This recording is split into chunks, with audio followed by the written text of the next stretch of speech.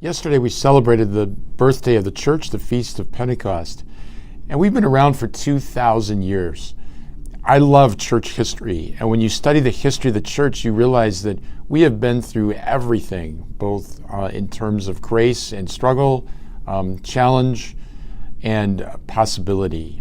And when we study the history of the church, we see just how God writes his hand of love and mercy through historical and human events. I'd like to reflect this week just on some pivotal historical moments in the life of the church and what do they mean for us. The first one is really the church was born in an intense time of persecution. So to be a Christian in the first 3 centuries was essentially to embrace an illegal activity. Christianity was illegal in the Roman Empire because a good Christian could not worship the emperor as God, which was what was demanded of every Roman citizen.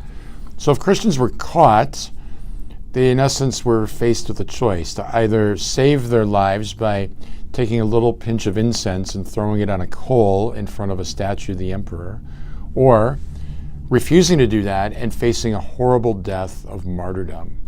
So we can never forget that really until the beginning of the 4th century, Christianity was this persecuted little minority of people. And yet people heroically gave their lives for Christ because they realized that they would rather give up their life on earth than their relationship with the Lord. The martyrs teach us then the grace and courage needed to give witness to the faith.